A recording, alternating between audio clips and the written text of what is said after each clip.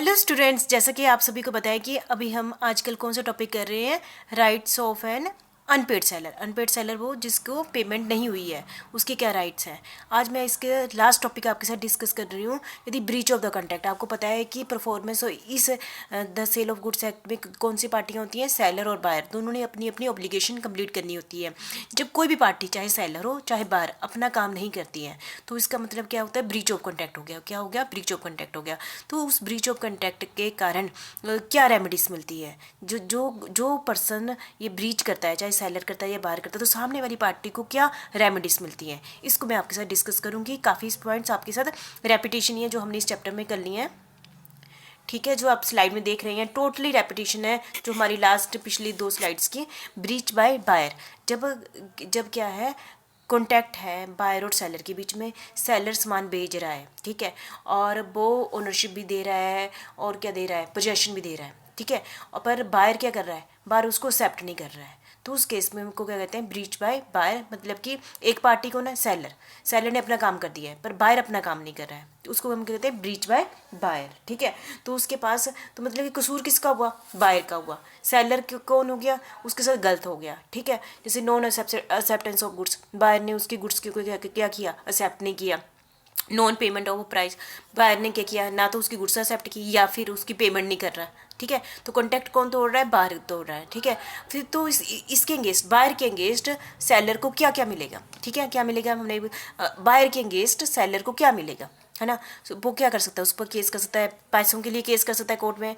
और किसके लिए करता है, डैमेजेस फॉर नॉन एक्सेप्टेंस, जो उसने एक्सेप्ट नहीं किया उसकी डैमेजेस के लिए कोर्ट में वो क्या कर सकता है, केस कर सकता है। Suit for damages for anticipatory breach by, यदि उसने टाइम से पहले ही बायर ने बता दिया कि मैं कॉन्ट्रैक्ट पूरा नहीं करूँगा, तो बाय तो सेलर के पास 2 ऑप्शन है। क्या है कि वह उसी समय उस पर केस कर दे या फिर ड्यू डेट का इंतजार करे, तो उस डेट को वो क्या करते हैं, उस पर केस कर दे। सूट फॉर इंटरेस्ट, जैसा कि आप सभी को पता है कि जो बायर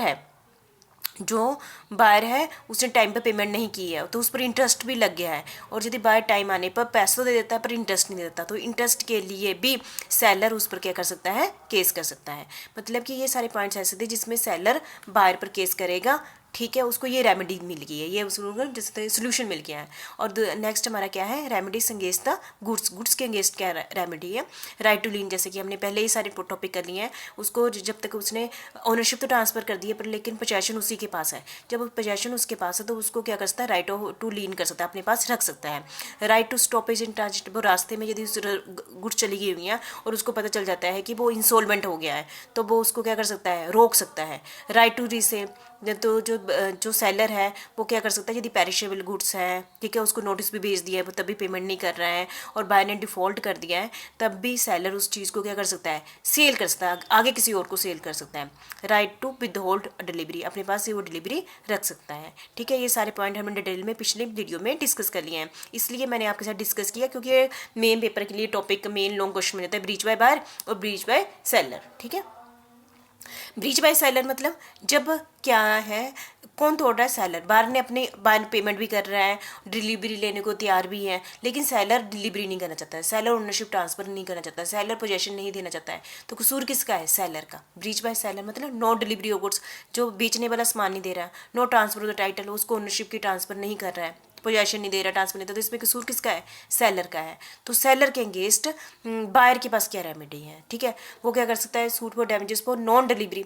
तो बायर क्या कर सकता है, सेलर पर केस कर सकता है कि उसने मुझे डिलीवरी नहीं दी है, ठीक है, तो इसलिए मुझे कोर्ट अब डिसाइड करेगा। Section 57 suit for specific performance under section 58, यह हमने इंडियन कॉन्ट्रैक्ट एक्ट 1872 में किया था। यदि सामने वाला कौन है, सेलर परफॉर्मेंस नहीं दे रहा है, स्पेसिफिक परफॉर्मेंस मतलब कहते हैं ना इंपॉर्टेंट परफॉर्मेंस है, यदि ब्रीच कर दे कॉन्ट्रैक्ट तो किसको नुकसान हो रहा है, सामने वाली पार्टी को नुकसान हो रहा है, तो वो कोर्ट में जाएगा, कोर्ट उसको कह सकता है कि नहीं आप परफॉर्मेंस दो, ठीक है। तो इसके लिए वो कोर्ट में जा सकता है कौन, बायर, और उसको परफॉर्मेंस के लिए कह सकता है, ठीक है, अंडर सेक्शन 50 है। Suit for breach of warranty, आपको मैंने करा दिया ना कंडीशन और वारंटी, यदि मेन कंडीशन है तो फुलफिल कर रहा है सेलर पर वारंटी नहीं फुलफिल कर रहा है, वो वाली स्टेटमेंट की नहीं कर रहा है, तो इसके लिए भी बायर कोर्ट में जा सकता है अंडर सेक्शन 59 और उस पर क्या कर सकता है, केस कर सकता है। Suit for damages of anticipatory breach by seller, यदि एडवांस में ही सेलर बायर को बता देते कि मैंने नहीं कॉन्टैक्ट पूरा करना, तो बायर के पास दो ऑप्शन हो जाती है, या तो वो उसी समय उस पर केस कर दे या फिर ड्यू डेट का इंतजार करे, शायद वो कर दे सामान, है ना, डिलीवरी दे दे। नहीं देता है तो वो उस ड्यू डेट पर उस पर क्या कर देता है, केस कर देता है under section 60। Suit for interest and refund section 61(2) भी। हो सकता है बायर ने सेलर को एडवांस में मनी दे दी है, ठीक है, अब वो मना कर रहा है कि मैंने नहीं डिलीवरी देनी है, तो उस पर जो उसने एडवांस मनी दी हुई उस पर इंटरेस्ट, और इंटरेस्ट के लिए भी केस कर सकता है और रिफंड के लिए भी उस पर क्या कर सकता है, केस कर सकता है, ठीक है। ब्रीच बाय सेलर मतलब कि इसमें किसको रेमेडी मिली हुई है, बायर को मिली है, ठीक है, और गलती किसकी है यहाँ पर, सेलर की है, जो वो अपनी परफॉर्मेंस नहीं दे रहा है, ठीक है। तो मैंने दोनों टॉपिक आपके साथ डिस्कस कर लिए, जब breach by buyer, breach by seller, ठीक है। ये हमारा लास्ट टॉपिक था इस यूनिट का, ठीक है। Thank you very much. ये बहुत ही इंपॉर्टेंट यूनिट है, छोटा सा यूनिट है, आपने इसको अच्छे ढंग से कर लेना, ठीक है। Thank you very much.